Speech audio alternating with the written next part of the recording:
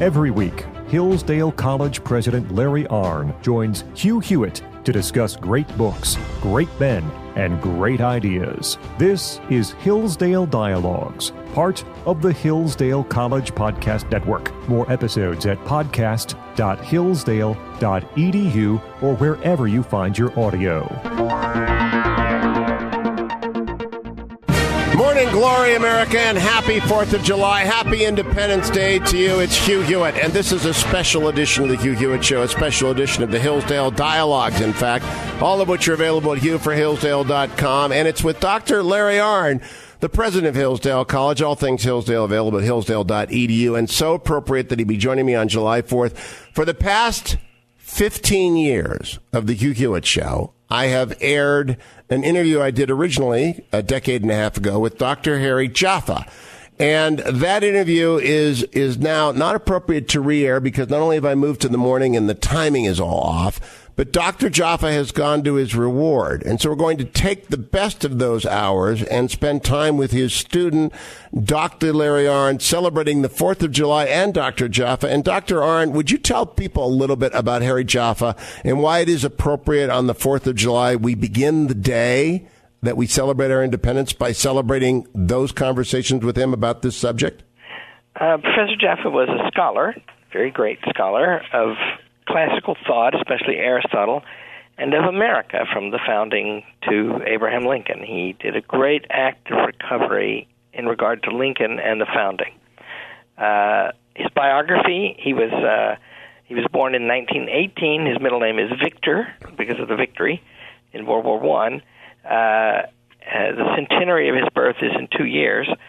He was very smart. He went to Yale, studied literature, and early among the Jews who were ever admitted to Yale. His father ran a saloon in Manhattan, I think. Professor Jaffa was a very bright man. After undergraduate school, he discovered at the New School for Social Research a German escapee Jewish thinker, Leo Strauss. Became the first student of Leo Strauss. Strauss was himself a revolutionary man because he was a Jew in Germany who had studied with Martin Heidegger, a very great thinker, who was also a Nazi. And Strauss had to run for his life effectively from his own teacher. And he thought, something's gone very wrong here with thinking. We should start over, and he went back to the classics. Jaffa, in 1954, roughly, picked up a copy of the Lincoln-Douglas debates in a used bookstore. Didn't know anything about them. Started reading them in the store. Came back the next day to read some more. It was a big decision to buy a book. Bought it the next day, and he discovered in a few hours, this is what his mind was like, that this is like reading a Socratic dialogue. You and I have spent a lot of time on the Lincoln-Douglas debates and on the Socratic dialogues, right? Yes. He saw the relationship, and he saw that the position of Stephen Douglas was really that justice just constitutes the interest of who's ever strongest, and that Lincoln instead raised the question of the good or the right, and that gave rise to a very great book called Crisis in the House Divided. Professor Jaffa published several books, one on Thomas Aquinas and Aristotle, about which he wrote his doctoral thesis, and several on essays that are delightful. Churchill loved to read Shakespeare and Mark Twain and find the political meanings of those. I wish, as much as anything about the past, that the tapes of 2 courses on Shakespeare that I had with Professor Jaffa could be available, because they were just awesome. Well, he was awesome when he came to my studio a decade and a half ago, at that time already in his 80s, and quite a remarkable intellect. Let's play the first of the many cuts we have Harry Jaffa in the studio all those years ago, talking about the significance of the Declaration of Independence that we celebrate today. Cut number 1. I would say that the 2 greatest events for human history in the history of the world was the enunciation of the unity of God on Mount Sinai and the Declaration of the Unity of the Human Race in Philadelphia. The Declaration of the Unanimity of the Human Race. What do you mean by that? Well, the proposition that all men are created equal indicates that that there is a human family, and all races and nations of mankind are part of that family, that they are all the children of one God, and the political character of the human race as such is shown by the Declaration. The American people, in declaring their independence, did something which was unique in human history. In the first place, no political system or regime ever had a beginning in which the principles of government were announced as the basis for this particular regime. But it was also the case that the rights upon which they based their authority were rights which they themselves declared that they shared with all men everywhere. Dr. Arnn, we were going to break with Dr. Jaffa there, but Sinai in Philadelphia, that has always shocked people, even 15 years after I first played it. Yeah, well, he had this amazing elevator. First of all, it's just marvelous to hear his voice. I knew that man for 40 years, more than that, and I never failed to learn in talking with him, even when he was ordering me about, which he always did. He had this comprehensive and detailed view, but detailed really only about the most important things. And so he saw that it changed religion from the ancient religions of which we have record, when the idea was that there was one God for every man. He loved to read the passage in the promise to Abraham. I will be your God, and you will be my people, and this will be a blessing to all the nations on the earth. And that's a new thing. That's something different. And that means, it means, by the way, in potential, the promise of peace is greater because of that. If we conceive each other as children of a common Father. And Professor Jaffa could just ring the changes on that. And he also connected it then to Philadelphia and one people. And also to Athens, see, because what is Socrates' question always, but what is the right thing to do in principle? What is the truth of this without qualification? In other words, one moral code and philosophic understanding implied for all people. Hard to get, but implied. And Professor Jaffa thought that the Declaration of Independence was an expression of the coming together of those two things. And he thought that we become a unique people making a unique contribution to the world by adopting those principles. And they become our principles, and we are a particular people, but we stand for principles that mean well to all. And to hear him explain all that, and the great philosophic text in which he found those things, and he was himself amazed when he read the systematic way in which Abraham Lincoln understood those things. Also, he discovered this too, also the systematic way in which Winston Churchill understood these things. I did not know that Jaffa studied Churchill. Oh, yeah. I had a course with him on Churchill. And I guess I am the chief one of his students who turned to Churchill. But there wasn't any reason. We used to press Churchill. Who's greater, Plato or Aristotle? Who's greater, Churchill or Lincoln? We just loved to ask questions like that. And he had a common thing he would say about it. He would say, if you look up into the high mountains, their tops shrouded in clouds, you can't tell which is higher. But that doesn't mean you can't tell the difference between a mountain and a molehill. That's very well said. Well, it is wonderful on this 4th of July, America, that I'm joined by Dr. Arnn, a student of Harry Jaffa. If you're just tuning in, it's early on the 4th of July. We're going to spend this hour and next recalling an interview that I aired repeatedly for 15 years in my old afternoon slot with Dr. Harry Jaffa about the Declaration of Independence, about Lincoln, and about the understanding of why it matters even to this day. So don't go anywhere. Instead, begin your celebration by focusing on the first principles of the Declaration, July 4th, 1776, penned by Thomas Jefferson in concert with who, Dr. Arnn? The Declaration? Yes. John Adams. And Ben Franklin, correct? Ben Franklin, yeah, that's right. Yeah. So, but they backed off of Jefferson's eloquence. If I recall this correctly, they were in the room, but they demurred. Well, Adams was an extremely important man in the founding. That series, also an HBO series, the book John Adams by David McCullough is awesome, and it was made into a TV series on HBO. Adams is the man who maneuvered Jefferson into writing that thing.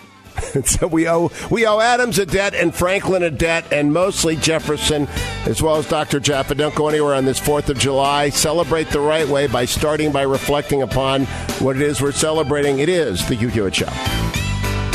Happy 4th of July, America. It's Hugh Hewitt on a special edition of the Hugh Hewitt Show, and welcome to our listeners across the fruited plain, from east to west, from AM 1260 in Washington, D.C., AM 1260 in Boston, where a lot of the revolution began. Of course, WNTP in Philadelphia, where it was really taken to paper, all the way to the West Coast, our brand new affiliate out there, KTRB 860 in San Francisco, all the way down to Los Angeles, where my guest, Dr. Arnn, president of Hillsdale College, now in Michigan, was then the head of the Claremont Institute when I first met him, a student of Harry Jaffa. For 15 years, I devoted my 4th of July show to the replaying of an interview with Dr. Jaffa on those most important days in 1776. Dr. Arnn, now that Dr. Jaffa has gone to his reward, agreed to join me and talk a little bit about those interviews. Let's play a little bit more of Dr. Harry Jaffa from years past talking about the miracle in Philadelphia. Cut number 2. They were radical in that they grounded the authority of the people in the laws of nature and of nature's God. And the laws of nature are older than any human laws, since they result from the very being of the universe. So in that sense, they were very radical. But they were also radical in the sense that they represented something absolutely new in human experience. What was new in human experience was at the same time the oldest ground for morality and constitutional government. In the literature of American history, it's very common to emphasize the continuity between British constitutional development and the American Constitution. And that there was a great deal of continuity is certainly the case. But there was also great novelty. For example, the Constitution says that there shall never be any religious test for office. This was the first time in human history that there had been a government which was not based in one way or another upon a religious test. The British government was based upon a whole series of religious tests. You'll have to explain for our audience what a religious test is, Professor. Well, a profession of faith which is authorized by the government itself. Now, Dr. Arnn, did you notice how he moved effortlessly from Philadelphia to Philadelphia from 1776 to 1787? Oh, yeah. Well, he was the thing about you should know about him. I mean, I've known a lot of very learned people and work with them all the time. This man was very special, and the discovery of these themes. You don't see it in these interviews because, first of all, you're doing a very good job with him, Hugh. But in addition, so far he's not fighting anybody. But he was always fighting people, his friends, right? He was always taking on somebody and kicking the daylights at them for making a mistake. He loved the quote from whom? From might have been from Pericles. Aristotle is accustomed to seek a fight. So he was like that. He was very aggressive, right? But when you studied with him, you also learned that he only fought because of his loves. Doesn't his voice sound generous and high when you hear it? Yes. And then think of the promise and the blessing of these things that he's discovering, right? To treat everybody the same, right? As long as, by the way, they will believe in and practice the principles of freedom and let others do the same. We learned on the Christmas card at Hillsdale College every year. We call it a Christmas card, but what we put on it is a quote from George Washington's letter to the Hebrew congregation in Newport, Rhode Island. And I learned of that from Professor Jaffa, of course. And he would say that accepting Israel, this is the first letter from any chief executive to some Jews addressing them as equal citizens. It is now no more that we speak of religious toleration as if it were by the indulgence of some that others enjoy their inherent natural rights. So in America, the test becomes not a religious test. You have a right to be free in your religion. The test is, do you subscribe to the laws of nature and of nature's God and the moral code that gives rise to it? And that is a perfect place to break. Don't go anywhere, America, on this 4th of July. Dr. Arnn is staying with me this hour next, celebrating not only the Declaration of Independence in our framing, our Constitution, but Dr. Jaffa, the scholar who held forth in this period for the last 15 years on the Hugh Hewitt Show. We review it all. Stay with us on this 4th of July. Happy Independence Day. I'll be right back. Happy 4th of July, America. It's Hugh Hewitt. Wake up to the sound of freedom. And wake up to the sound of Dr. Larry Arnn of Hillsdale College, president of Hillsdale College. All things Hillsdale available at hillsdale.edu, including free, absolutely free courses on the framing, the Constitution, the Declaration of Independence. All of our dialogues like this available at hughforhillsdale.com. Today is a special day, though. It's the first time in many a year, more than a decade, that I've devoted my 4th of July program to other than replaying my original interview with Dr. Harry Jaffa on the Declaration of Independence. Because Dr. Jaffa went to his reward this past year, and I went to the morning and to a different clock. So we have to rework it, and what a great person to rework it with, Dr. Arnn, Dr. Jaffa's student. In the course of that interview, Dr. Arnn, many years ago, since Dr. Jaffa was such a renowned teacher, and it was actually the first time I met him, I asked him some student questions, including this one about how important is the Declaration for people who haven't read it. Cut number 3. The statement that all men are created equal, that they have certain unalienable rights, that among these, now the Declaration says among, so the enumeration that follows is not exhaustive. And we can say very easily that among the rights with which we are endowed by our Creator are the rights to freedom of speech, the free exercise of religion, freedom of the press. These are all natural rights.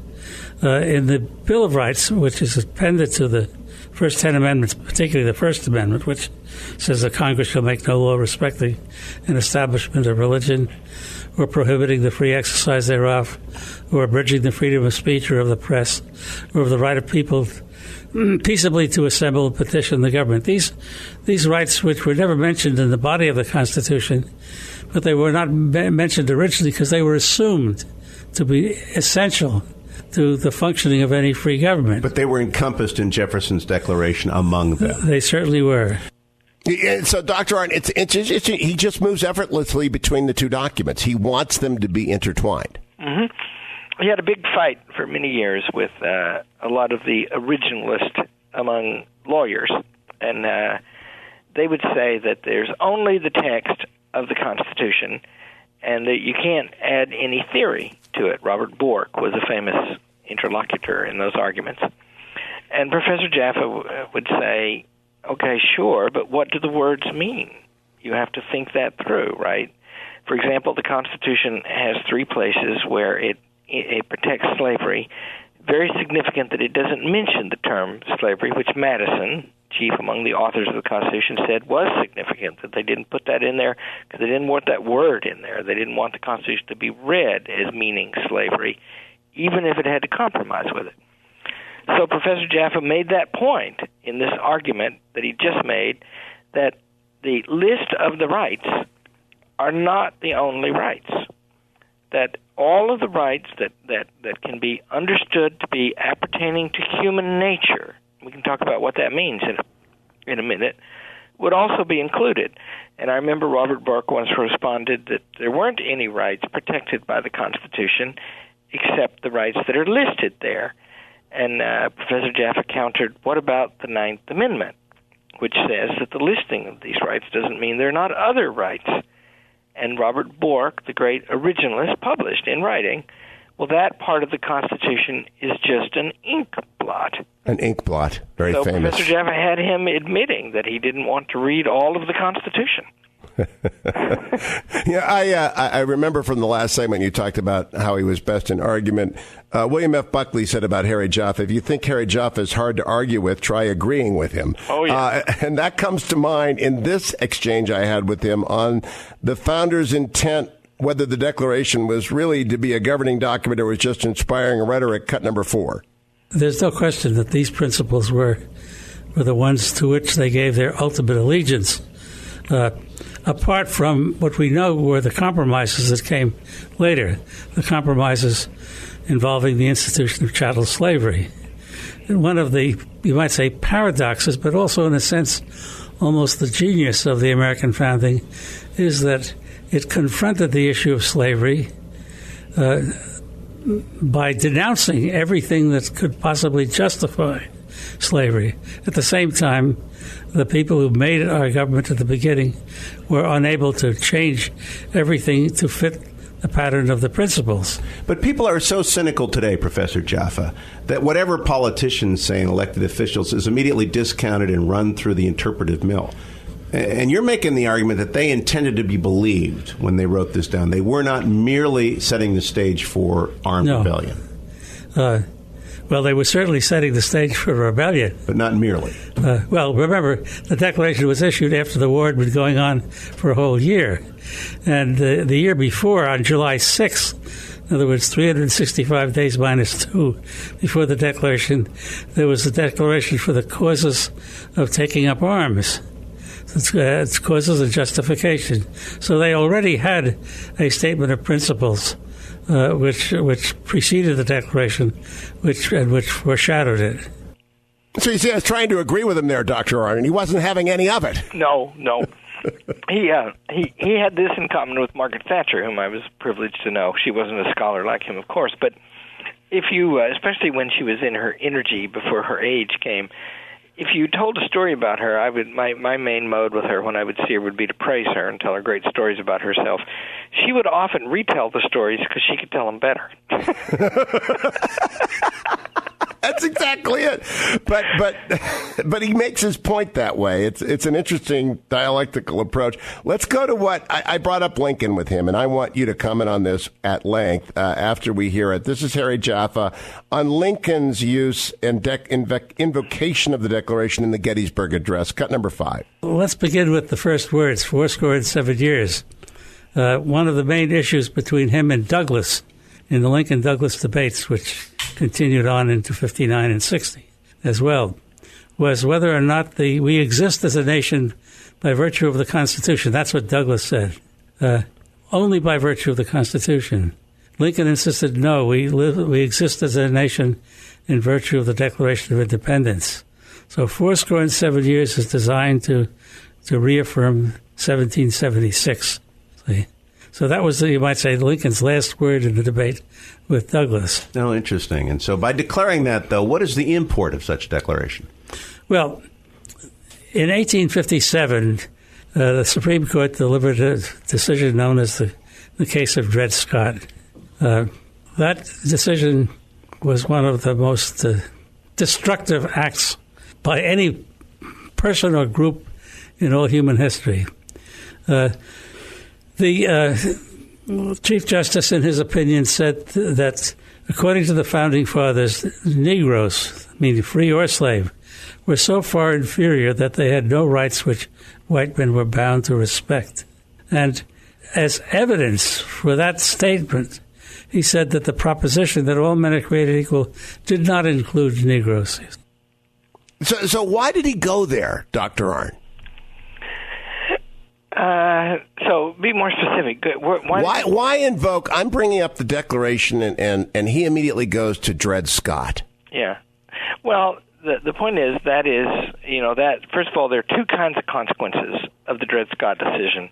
The first one is practical and political, and it's massive, because the Republican Party, what it was founded to do, it was founded to eliminate slavery by constitutional means, and so to preserve what the partnership between what Lincoln called the apples of gold in the pictures or frames of silver. The Declaration is the apple of gold, and the Constitution is the frame in which it sits.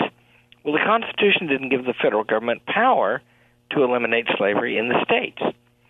And so they thought about this device. In fact, I'm very proud that predecessors of mine helped think of this at Hillsdale College.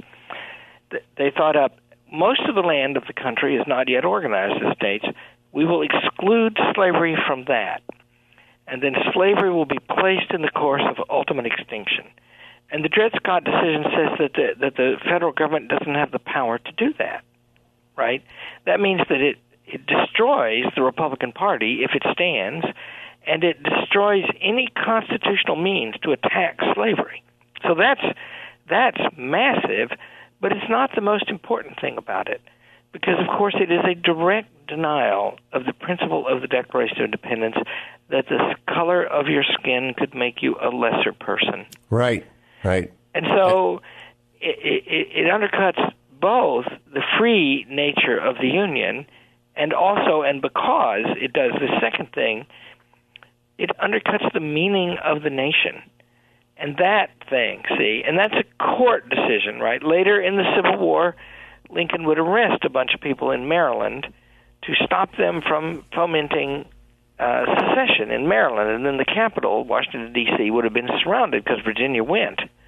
And Roger Taney issued a habeas corpus order to present these people so he could let them go. And the marshals went to the White House, and the White House told them they're in the fort. So the marshals went to the fort, and the general of the fort said, "Okay, good. How are you going to open these gates?" I also asked Jaffa years ago, why did Lincoln even bring up the Declaration in the debates with Stephen Douglas? Here's what he said, cut number 8. Lincoln had to argue, as the whole anti-slavery coalition argued, that slavery itself was both impolitic and unjust. This was a very difficult thing to do because, apart from the opinion in the North as well as in the South, was very unfavorable to the rights of Negroes.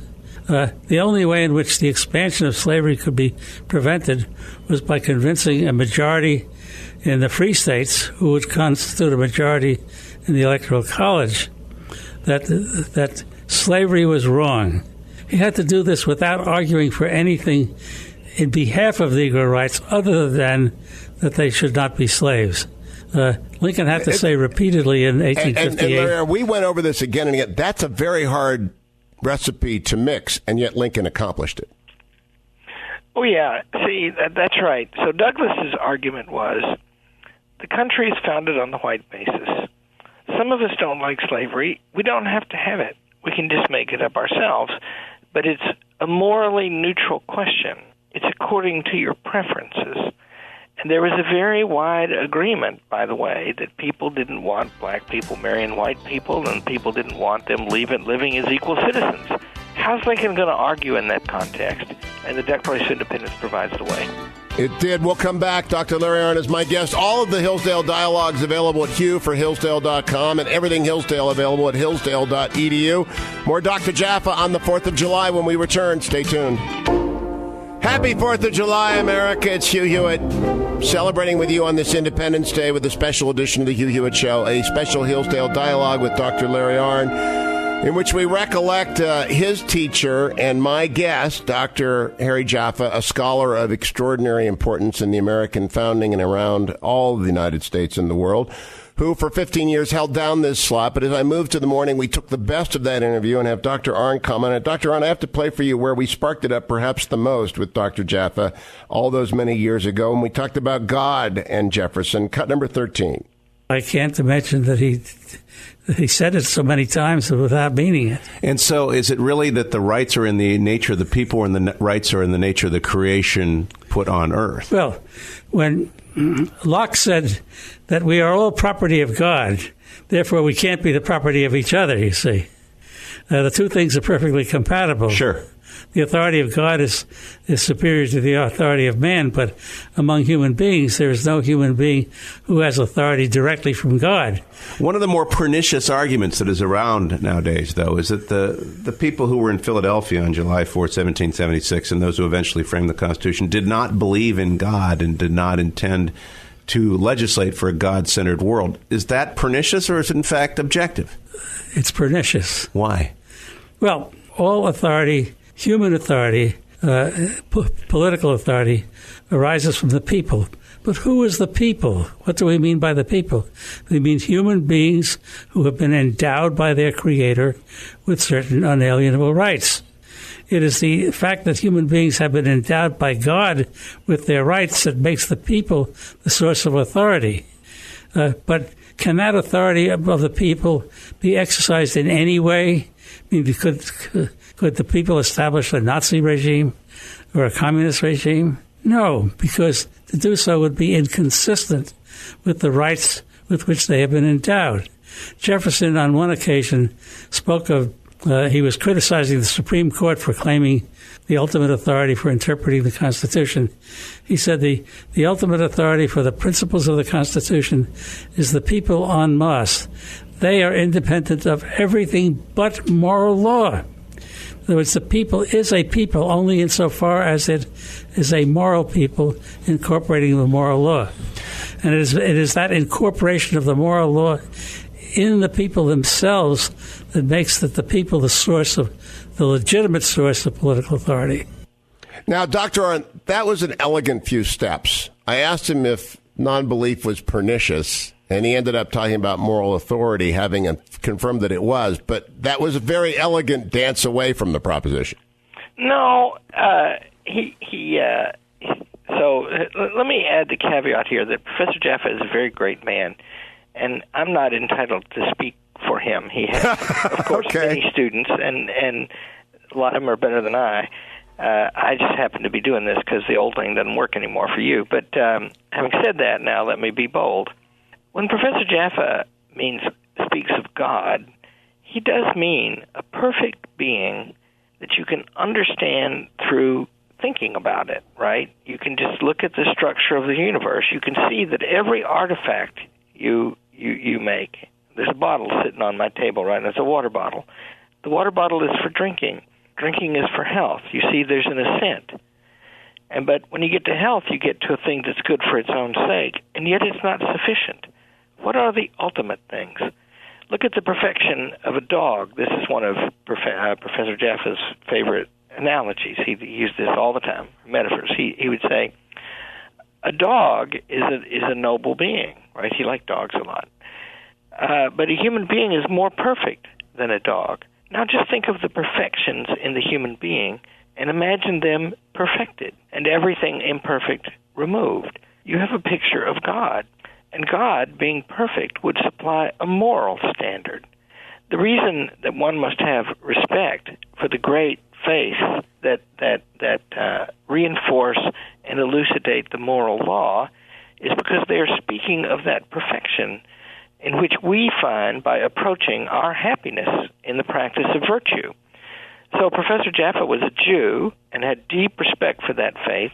He had deep respect for Christianity. He believed in the regime of religious freedom, but he believed that this moral law was known both in in reason and in faith, and that's why we can have laws that don't have to be sectarian. And why we must in fact have a free exercise clause, not merely a religious test that is correct, but a free exercise clause. One of Professor Jaffa's discoveries, I believe, and favorite things to say was that America is made both possible and necessary by the Christian revelation. And the reason that is that if you have the Jewish law, and the Jewish law is the Jewish faith is that there's one God for every human being, and this God is a lawgiver. But he only gives the law to the Jews, poor chosen people. Christ is one God for every man, but he gives no law. And that means that the law must be limited so everyone can worship Jesus if they please, but he doesn't give a law. And that is all in the Declaration, and we will explain more of that in Hour 2 of the special 4th of July edition of the Hillsdale Dialogue. Stay tuned. Hey there. Today I want to tell you about the Hillsdale K-12 Classical Education Podcast. This unique show explains how children benefit from an American classical education. Whether you're a teacher, student, or parent, you'll find something of value on the show. You'll hear from teachers and administrators from schools around the country, as well as Hillsdale professors and friends who are leading the effort to revive the American tradition of K-12 education. When you listen, you'll learn all about classical education, what it is, how to teach it, and why it matters today. And there are dozens of back episodes on specific topics, like teaching Singapore math, reading great books, and even understanding how athletics is critical to a child's development. Listen every Monday on podcast.hillsdale.edu.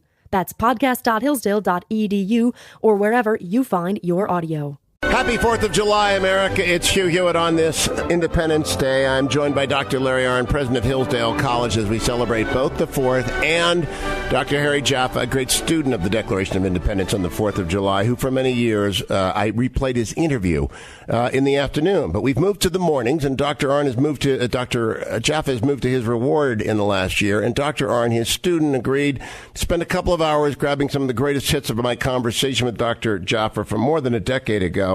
And on the Declaration of Independence on this 4th of July. And Dr. Arnn, I want to play for you. I asked him whether or not Lincoln and Jefferson actually meant it when they claimed that all men were created equal. Here's what he said, cut number 9. In the first place, you have to be clear as to in what respect they held that all men are created equal. They were equal in their rights, the rights with which they were endowed by their Creator, rights which were theirs under the laws of nature and of nature's God. Now, Jefferson, for example, admitted that there were great inequalities among white men. He also thought that baby Negroes as such were inferior in intellect or in rational and various abilities, even in athletic ability, because he thought that they were inferior in both body and mind. Or he speculated that might be true. But he said that has nothing to do with their rights. He said, Sir Isaac Newton may be my superior in every human respect, but that does not give him any right to control my person or my property. But Jefferson owned slaves. That comes the retort, no matter. Yes. And so his speculation seemed to have trumped his ideology. Well, let's put it this way. Jefferson, like all of us, was born into a world that he didn't make. And to have ideas. And Jefferson's ideas did more in the course of time to change the world than probably any man that ever lived. But to expect him to have changed the world simply because he was born into it, or that he had these ideas, is simply to not understand the nature of human experience. That makes me laugh even when I hear it, Larry Arnn. In other words, you don't. Do you know what you're saying, Hewitt? Yeah, isn't that good? It's the thing he loved to say in class.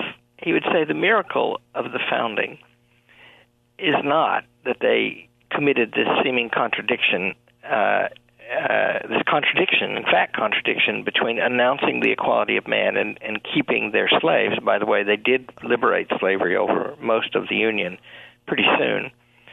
The miracle, he said, was that a bunch of slaveholders should articulate the principles of the Declaration of Independence on the explicit understanding often proclaimed that it condemned slavery. That's the miracle. That is a miracle. And I asked him about that and where it came from, because those framers were steeped in classical education.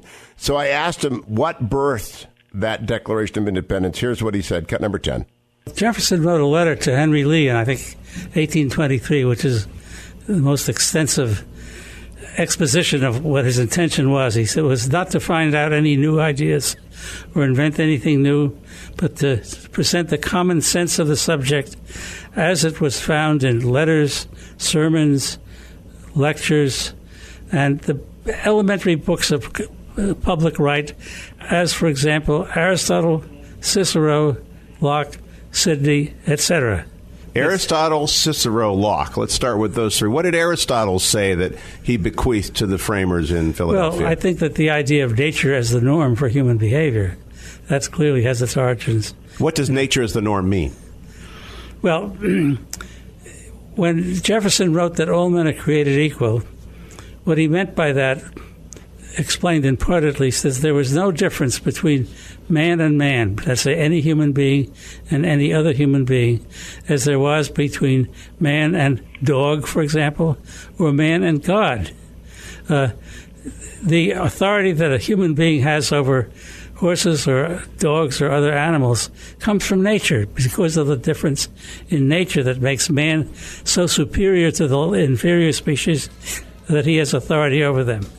There is no difference between human beings which makes one human being the master of that other human being because of a difference in nature.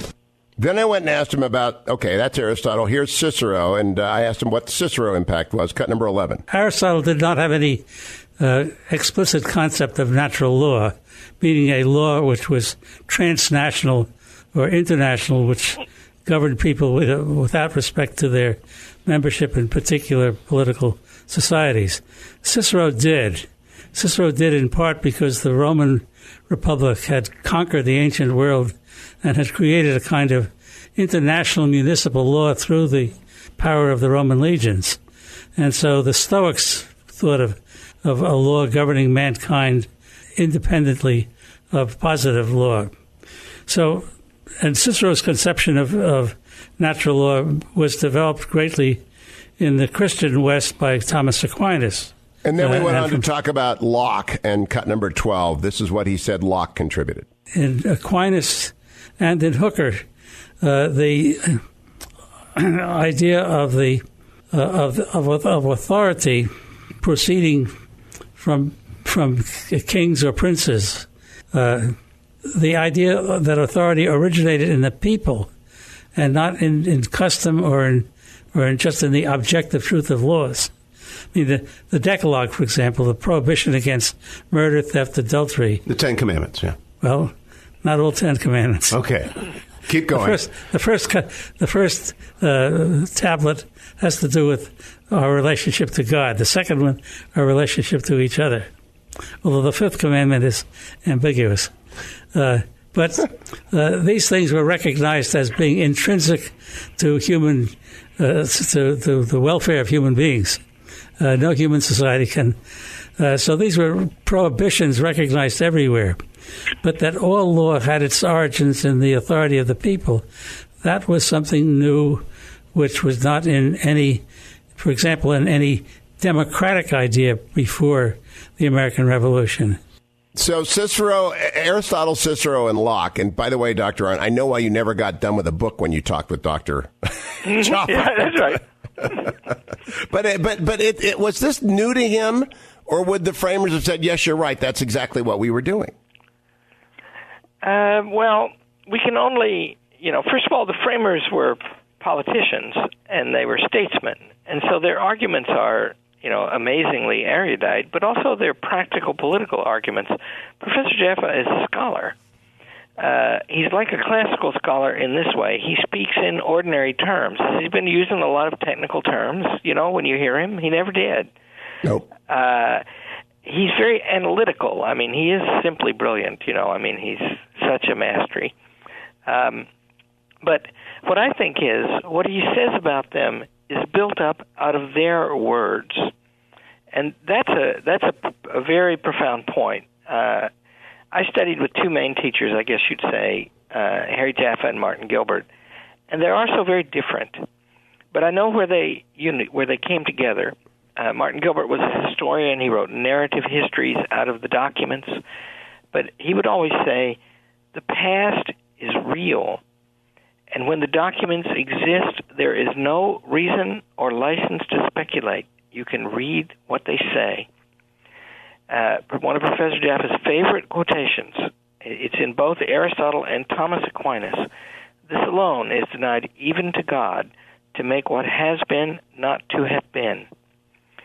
And that states something about nature, right? One of the first things you have to teach people in education, the thing I learned more than any other from Professor Jaffa and his students and my fellow students of his, was that you have to approach things as if they are real and find out what they're like. And so this work that he's done on the American founding and Lincoln is, in my opinion, a great act of recovery and therefore not foreign to them at all. And not being not foreign to them, meaning, I think, that they would have consented to his interpretation of their work. I agree with that. We who study, anybody who studies a great figure, in my opinion, if they do it in the worthy way, will marvel at them sometimes. I often say to myself, how did Churchill know that? I know how I knew it. I had some great teachers, and I spent many years teaching and thinking about it and talking to people about it. And you forget that Churchill is just like us in that regard. He's looking at the world and trying to make sense of it. And he just was particularly good at it. And the same is true of Lincoln, and the same is true of the founders. And so Jaffa understands them. He gets this from Strauss, one of his great rules of procedure is, you must understand a thinker as he understood himself before you make any attempt to understand him better.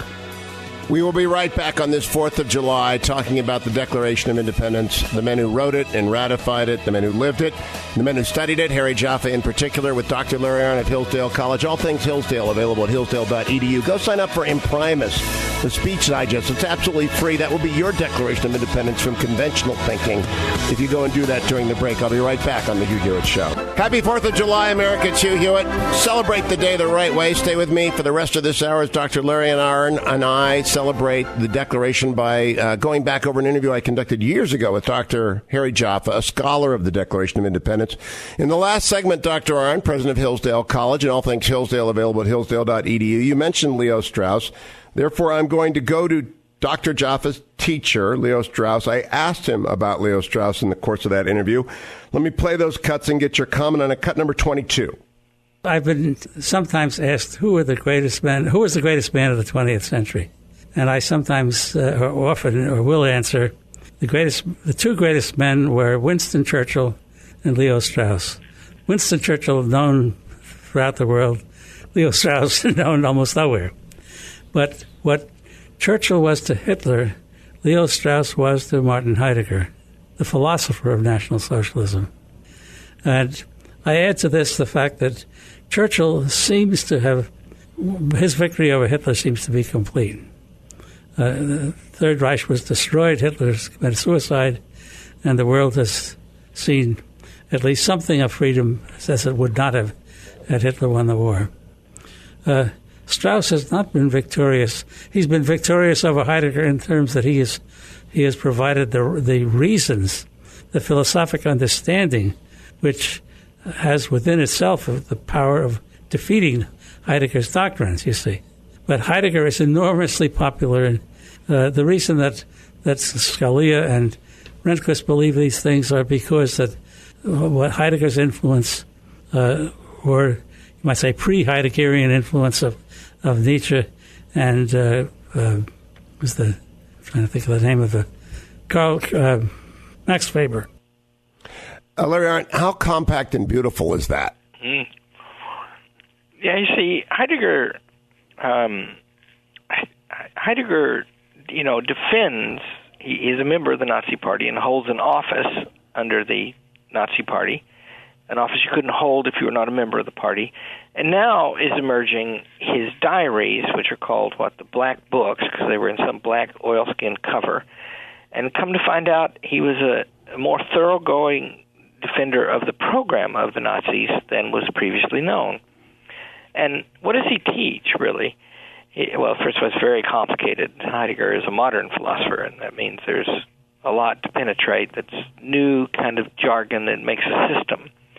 But Heidegger's teaching about being and about our understanding of the good of things is always contextual, and we have some agency in the making of the context. That's what historicism is about.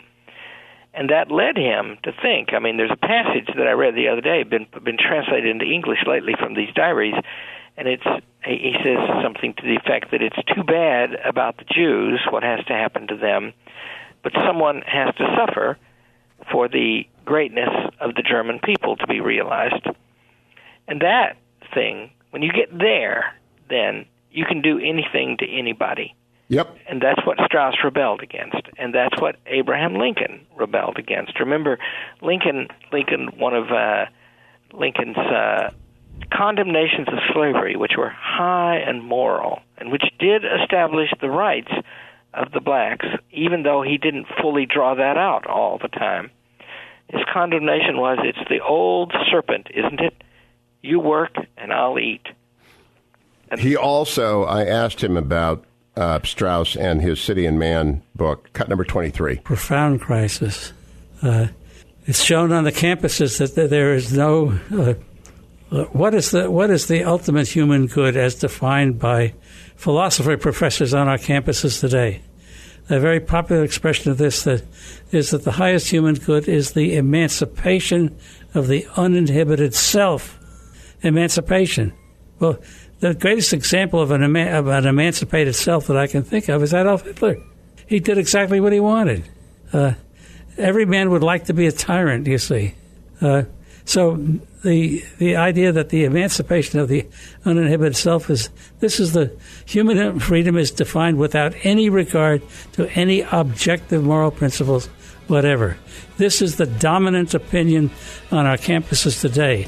This is the opinion that underlies what is called political correctness. And it is not the opinion in the Declaration of Independence, America. More on that when I return with Dr. Larry Arnn on this 4th of July. Don't go anywhere. It's the Hugh Hewitt Show. 33 minutes after the hour on this 4th of July, America. Happy 4th of July to you. I'm Hugh Hewitt. My guest is Dr. Larry Arnn, president of Hillsdale College, where the Declaration of Independence is alive and well, and like the campuses that Dr. Harry Jaffa was talking about in the last segment. Dr. Jaffa passed away this past year.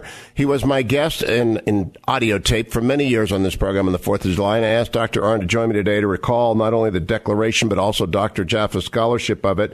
When we went to break there, we were talking about the crisis on campuses, Larry Arnn.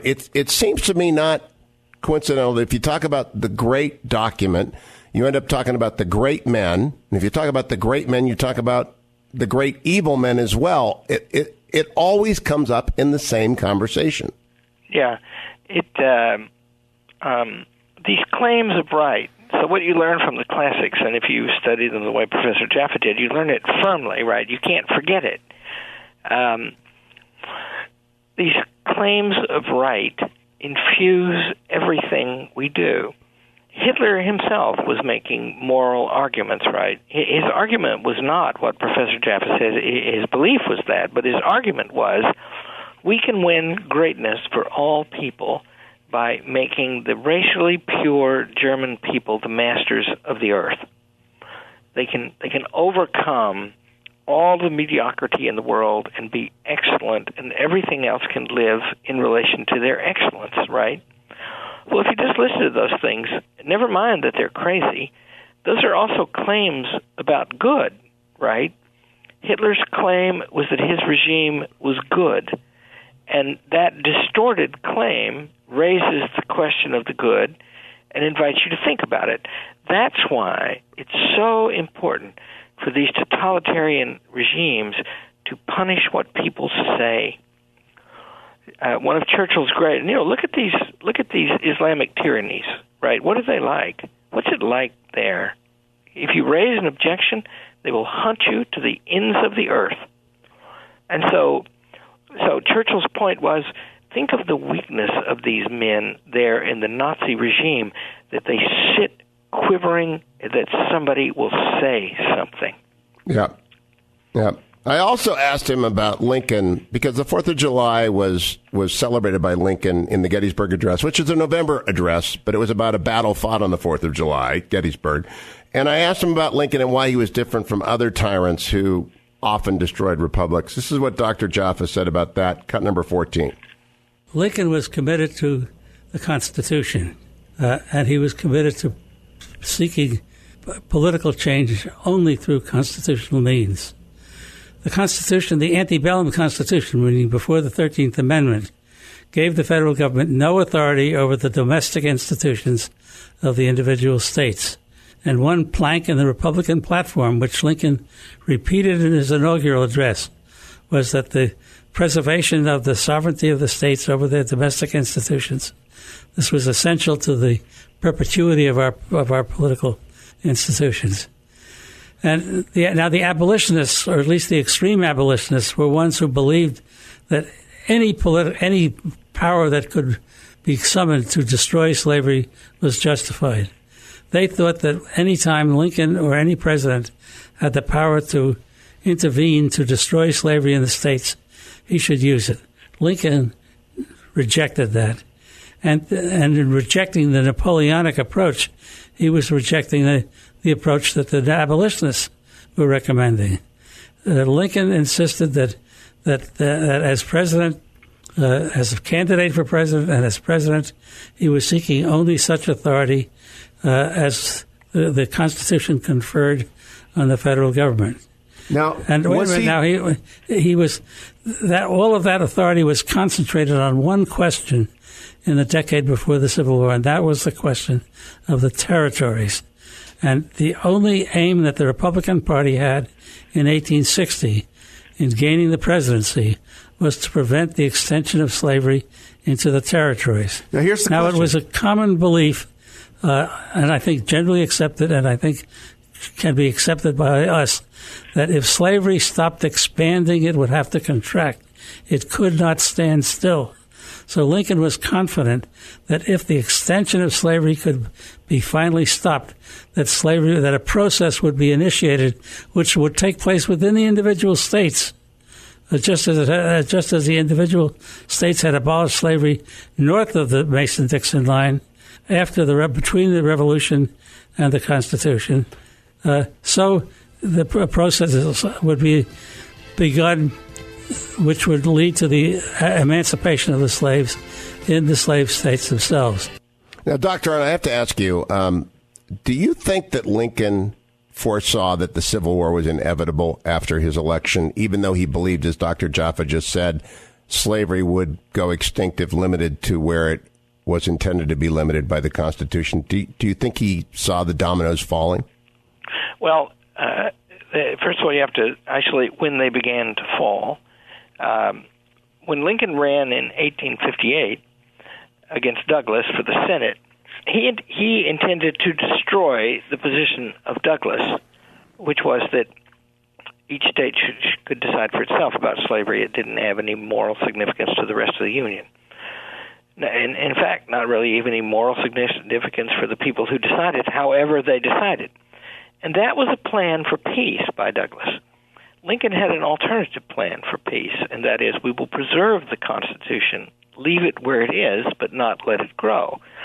I think in 1858 he thought that was right. That is to say, you had to do it that way, because if you don't proceed lawfully, then you're destroying the whole structure of law. So I think he thought he had to do that. But in addition, I think he thought that would work. In other words, that could be accepted. But then 1859 and 1860, and in the run-up to the campaign and the election, and then especially after the election, then steps began to be taken for secession. And the rhetoric in the South and the North, but especially in the South, became more violent.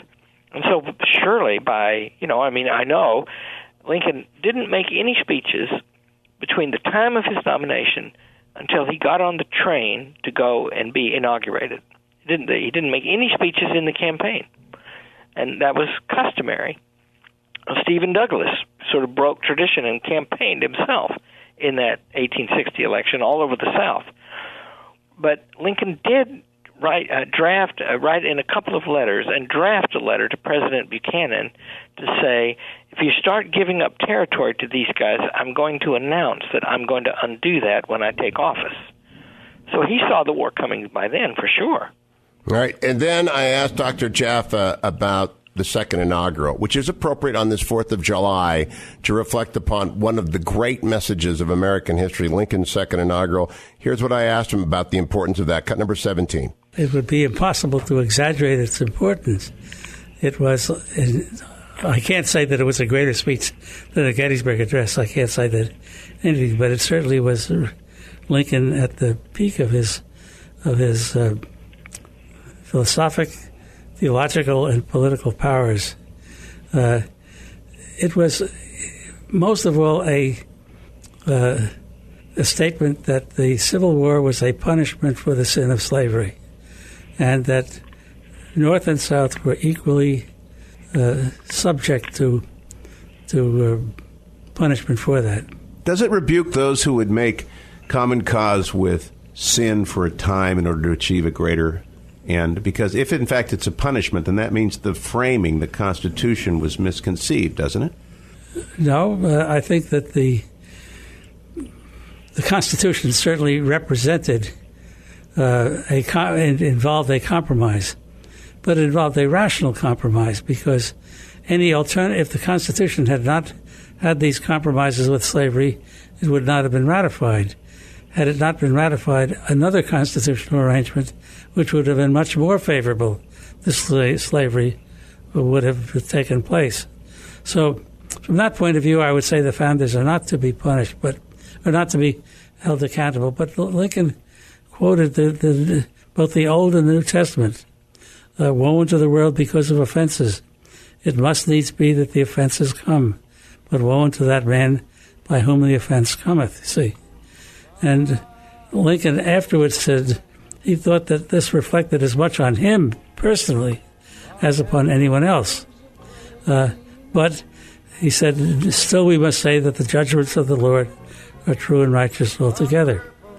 In other words, the Founding Fathers said he himself did everything they could, but it was not enough. But the Scripture says that woe unto the world by whom the offense cometh. That seems to be that's what the Bible teaches, and that seems to be the experience of mankind. Dr. Arnn, do you agree with that assessment? Sure. If you think like Lincoln, then you think this way. You think that the principles of the Declaration of Independence are universal, and they become embodied in a nation. The nation then has a mission to represent those principles. Then you think that the laws that are passed in the Constitution provides a structure for those principles to live and for a people to govern themselves under it. It's precious. The Constitution is imperfect, of course, but if you read Madison in the run-up to the making of the Constitution in an essay he published called Vices of the Political System, we are encouraging vice among ourselves, and our union is going to come apart, and we lose the Declaration of Independence that way. But Professor Jaffa's point then, following that, is principles may be perfect. Human beings are not. Are not. And so we will never have perfect laws. Lincoln says very famously and beautifully in a speech, and I'll recount that if I've got 1 minute. You do. July the 10th, 1858, closest thing to an actual 4th of July speech Lincoln ever gave. It's the form, it's the most beautiful of all such speeches, in my opinion. And he starts out the way they always start out. My, what a great country this is, and look how wonderful it is. And look how big it's become, and look how proud we are of it, and what an achievement. And then he says, and we think back on those days in the beginning when the founders started it, and we think that they must have been iron men. They fought for their principles, he says. But then we see a problem, and that problem is that we are not blood of the blood and flesh of the flesh of the fathers who came before us. We come later. What makes us all the same, and that is the electric cord of the principles of human equality. It's there, and that is always to be striven for, never to be perfectly attained. That's and we are celebrating that electric cord today. Stay with me. One more segment with Dr. Larry Arnn on this 4th of July. I hope you've enjoyed, America, this 4th of July conversation with Dr. Larry Arnn of Hillsdale College, hillsdale.edu. I want to close our conversation, Dr. Arnn, by playing for you from my old conversation with Dr. Jaffa about the Declaration of Independence, what he said about the meaning of the pursuit of happiness and his definition of virtue, and have you conclude by on reflecting on those two comments. First, cut number 24, Dr. Jaffa, on what it means to pursue happiness. The articulation of the meaning of the word happiness for the Western tradition for more than 2,000 years has been that given by Aristotle in the Nicomachean Ethics.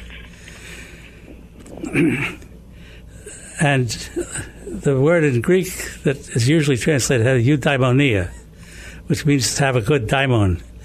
Another word is makarios, which refers to wealth. But the meaning that the word has for Aristotle is defined by Aristotle himself. It is that good for the sake of which all other good things are sought.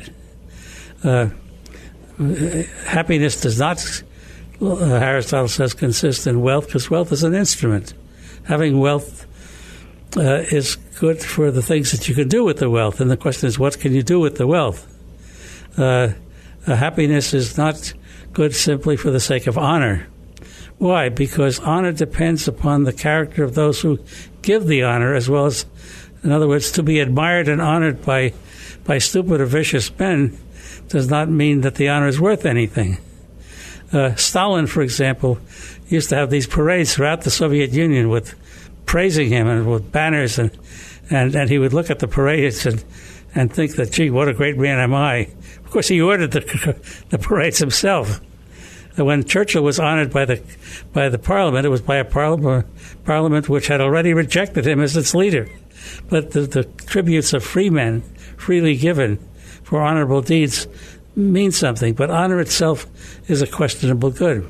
Well, Aristotle's final conclusion is that, and this, of course, needs to be is articulated throughout the 10 books of the Nicomachean Ethics, that happiness is an activity of virtue in a complete life.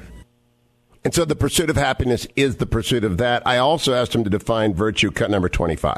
Aristotle goes through the entire list of virtue, beginning with courage, and going on to temperance, and then on to magnanimity, and then into justice, and finally into happiness, into friendship. Virtue is an activity in accordance with right reason, with respect to the different occasions in which human beings make judgments of right and wrong in order to be able to act well. For example, courage is an activity of acting well in the presence of danger, and to not to run forward into danger needlessly, nor run away from it in a cowardly manner. Temperance is the right act, the mean between excess and deficiency with respect to the pleasures of taste and touch. So, Larry Arnn, is it right to end up talking about happiness and virtue on the 4th of July when we should be talking about freedom? Happiness occurs twice in the Declaration of Independence.